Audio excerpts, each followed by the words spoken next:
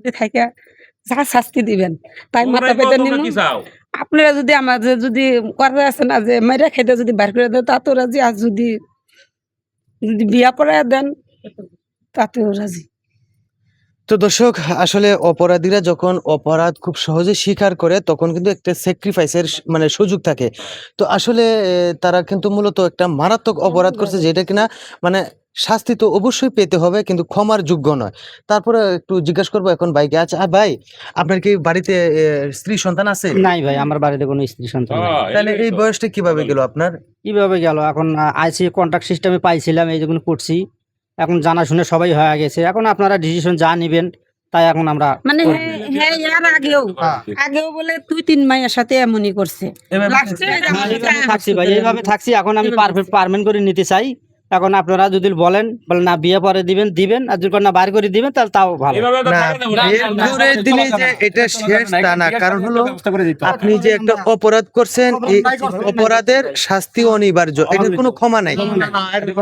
আপনার ক্ষমা তো নাই, আপনার শাস্তি পাইতে হবে। এমনকি এই মেয়েটাকে বুক করছেন, আরো কয়েকটা মেয়েকে বুক করছেন, কিন্তু ওইগুলো তো আর ধরতে পারে না কেউ, তাই না? এখন যেহেতু ওনাকে ধরতে পেরেছে, তো আপনারা দুজনের শাস্তি হবে আইনগতভাবে, আইনে যা করে তাই।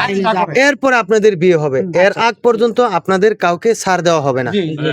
তো আপনি কি রাজি? রাজি ভাই, আমি রাজি। তো কাকা, আপনার কি কোনো কথা আছে এর মধ্যে? আমার কথা একটাই, যে আইনে যেটা করব আমরা সেটাই মেনে নেব, কিন্তু ওরা যে অন্যায় করছে এটার বিচার অবশ্যই আইনের কাছে আমরা পাবো।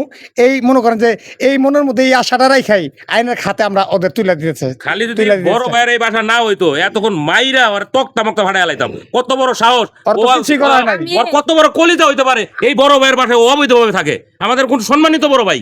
আমি চাইতেছি সাংবাদিক ভাই আপনার কাছে অনুরোধ করতেছি যে আপনি যদি মানে আইনের আশ্রয় না নিয়ে, কারণ বাড়িওয়ালারও তো নাম ডাক আছে আর ওই ভাইয়েরও তো নাম ডাক আছে, যে আপনারা যদি এটা সংশোধন করতেন তাহলে খুব ভালো হতো। হাত জোর করে বলতেছি না, ঠিক আছে, আপনাদেরকে যদি ক্ষমা করা হয়, তো দর্শক আসলে আপনাদেরকে একটা অনুরোধ করব, অবশ্যই কমেন্টে জানাবেন তাদেরকে শাস্তি পাওয়া উচিত কিনা।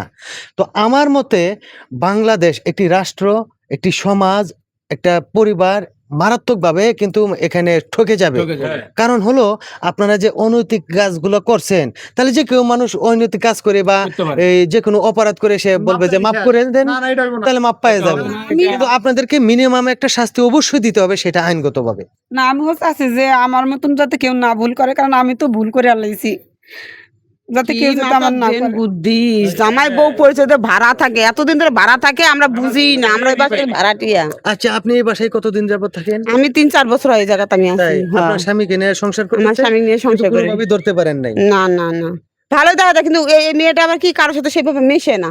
ও আচ্ছা আচ্ছা, মানে অফিস বাসা এরকম ভাবে কথাবার্তা কম বলে। তো দর্শক, আসলে আমাদের এই ভিডিওটা তৈরি করার কারণ ছিল যে এই ধরনের সচরাচর বিভিন্ন জায়গায় কিন্তু ফ্যামিলি বিভিন্ন জায়গায় বাসা ভাড়া থাকে, যেটা কিনা কন্ট্রাক্ট ম্যারেজ বলা হয়। তারা দুইজনের ভিতরে একটা কন্ট্রাক্ট থাকে, এই কদিন থাকবে, থাকার পর চলে যাবে, তারপর আর কোনো সম্পর্ক থাকবে না। কিন্তু যিনি উপরে আছেন তিনি তো সবকিছু দেখতেছেন, উনার কাছে তো মাপ পাওয়া কোনোভাবেই সম্ভব না। তো দর্শক, যদি কোনো এলাকাতে এরকম ধরনের সিচুয়েশন দেখেন, তাহলে অবশ্যই এদেরকে উপযুক্ত শাস্তি দিয়ে এমন একটা মানে দৃষ্টান্তমূলক ব্যবস্থা করবেন, যেটা দেখে অন্য কেউ জানি এই ধরনের কার্যকলাপ করতে সাহস না পায়। তো দর্শক, এই ছিল ভিডিও। যদি আপনাদের কাছে ভিডিওটি ভালো লেগে থাকে তাহলে অবশ্যই লাইক কমেন্ট শেয়ার করে আমাদের পাশে থাকবেন। ধন্যবাদ সবাইকে। মাহবুব ভাই কিন্তু এরকম ভাবে দীর্ঘ